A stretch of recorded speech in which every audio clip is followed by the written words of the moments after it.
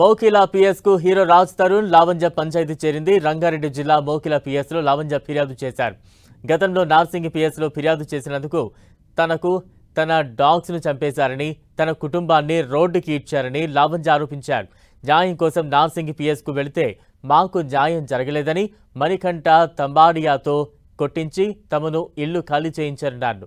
ఎవరైతే పోలీసులు లంచాలు తీసుకుని అన్యాయం చేశారో వారిపై కమిషనర్కు అన్ని సాక్ష్యాలతో ఫిర్యాదులు చేసినట్లు లావంజ చెప్పారు. నార్సింగి పిఎస్లో కేసు ముందుకు కదలట్లేదని భావించిన కమిషనర్ ఫెయిర్ ఇన్వెస్టిగేషన్ కోసం మోకిలా పిఎస్కు కేసు బదిలీ చేశారన్నారు. తప్పు చేసిన ఏ ఒక్కరూ ఈ కేసులో తప్పించుకోలేరని లావంజ తెలిపారు. న్యాయం జరిగితే పోలీస్ స్టేషన్ కని వచ్చి కేసు పెట్టిన నాకు ఈ రోజున ఇంత దారుణం చేశారండి. రాజ్ తరుణ్ పైన కేసు పెట్టినందుకు మమ్మల్ని రోడ్డుకి ఇడ్చి మా డాగ్స్ ని చంపేసి నా తండ్రిని నన్ను హాస్పిటల్ పాలు చేసి మాకు 1 మంత్ పట్టింది మాకంతా కోలుకొని నార్మల్ అవ్వడానికి.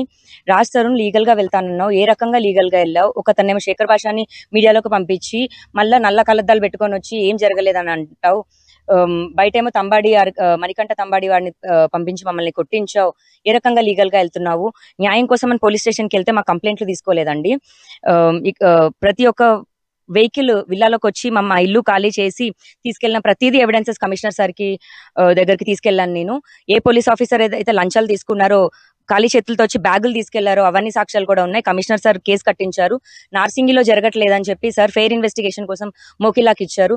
ఇందులో ఏ ఒక్కరు తప్పించుకోవడానికి వీల్లేదు, తప్పించుకోనివ్వను. రాస్తారు నేను కోర్టు మెట్లు ఎక్కిస్తానని చెప్పాను. కోర్టు మెట్లు ఎక్కిస్తాను. నాకు చేసిన దానికి, నీ వల్ల నాకు జరిగిన దానికి, ఇప్పుడు నేను అనుభవిస్తున్న దానికి నువ్వు శిక్ష అర్హుడు అవుతావు రాజ్ తరుణ్.